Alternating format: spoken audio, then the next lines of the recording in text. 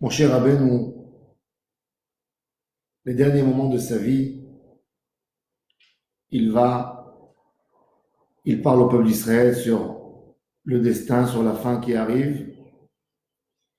Il essaye de les encourager, de les renforcer, de leur dire d'honorer Yoshua Binoun.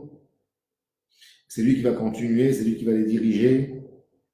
Il parle avec eux de l'étude de la Torah, il enseigne la Torah, il la transmet aux Lévi'im.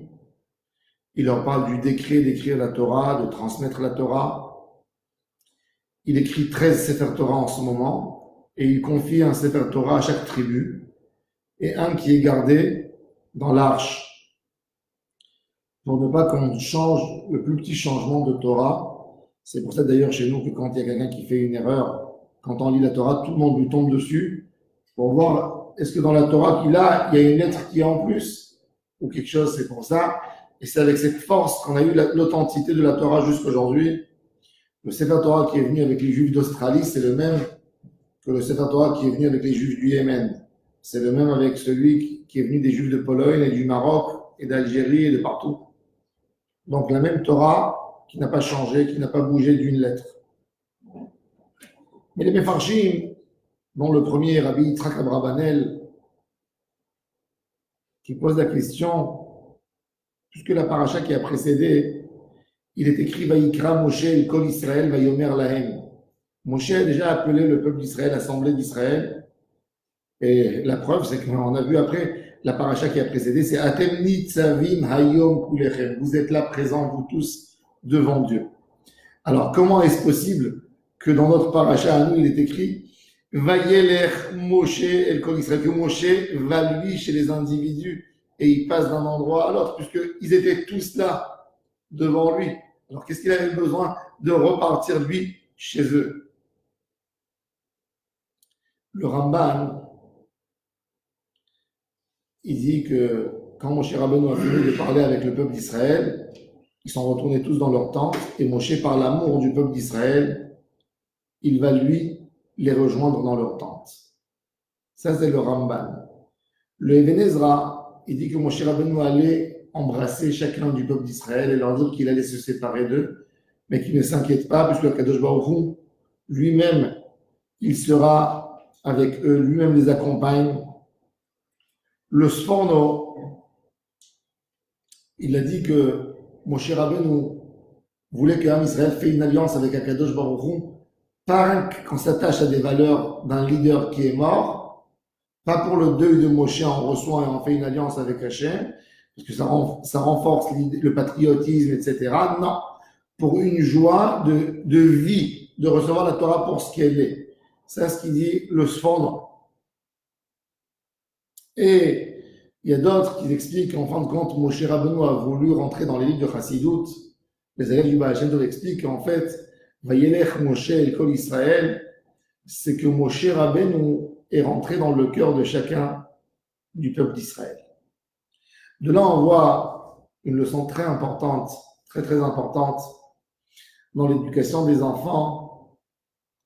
Il y a un message général qu'un enseignant, un rave enseigne à ses élèves, un père de famille à ses enfants, mais on n'a pas le droit de se contenter du message général. Le message général, c'est un langage qui essaie de convenir à tout le monde, une règle.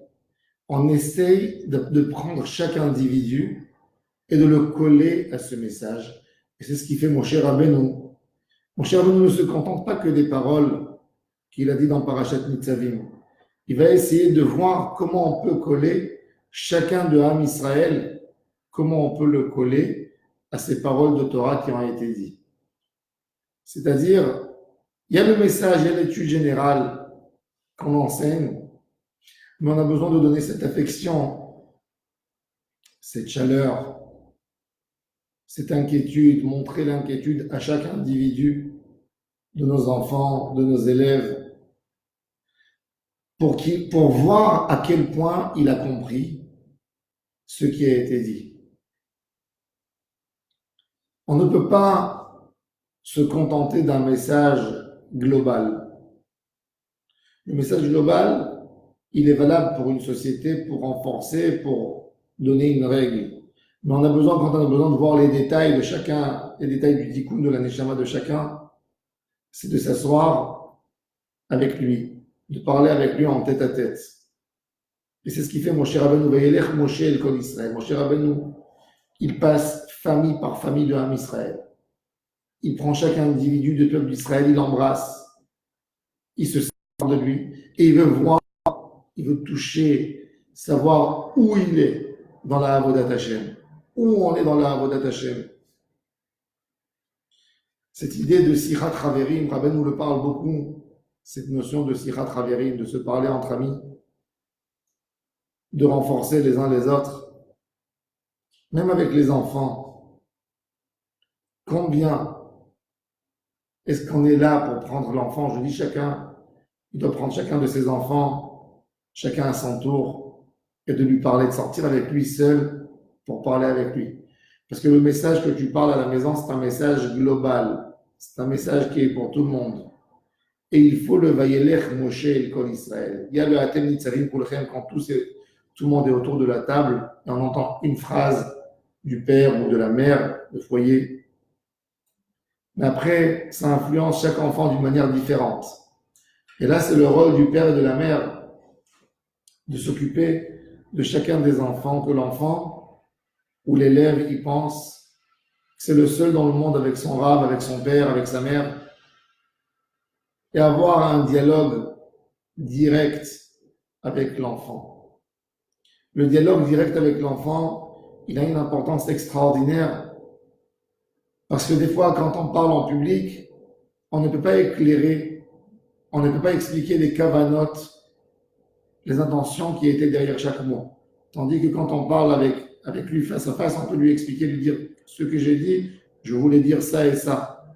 Et on peut lui éclairer les choses. Tandis qu'un message général, il n'arrive pas toujours à atteindre les profondeurs de la Neshama pour lui expliquer. Et ça, c'est la force de la Torah, Torah Rabim et Torah Yachid. Il y a le message général toujours, qui est le klal. Qu'on essaye de faire entrer les gens dans le klal, mais le prat doit avoir une Torah pratique. Dans la brina de Torah qu'on enseigne, il y a une Torah que tout le monde doit se renforcer sur une certaine idée. Et après, il y a le point de l'attachement de l'individu au texte mentionné de la Torah. Se retrouver dans le texte. Pas un texte qu'on m'a enseigné, c'est me retrouver moi dans les mots de Torah, moi dans cette Torah. Ça, c'est le tahlit de l'étude de la Torah. Il y a le klal, l'Assemblée d'Israël, l'étude de la Torah en public. Il y a après comment moi je me retrouve l'individu dans cette Torah. Comment moi je passe ma vie avec cette Torah. Donc mon cher Rabbeinu, toute sa vie, il est là pour enseigner qu'est-ce que la Torah veut de nous. Mais après, il passe chez chacun de Ham Israël pour voir comment lui, il vit dans cette Torah.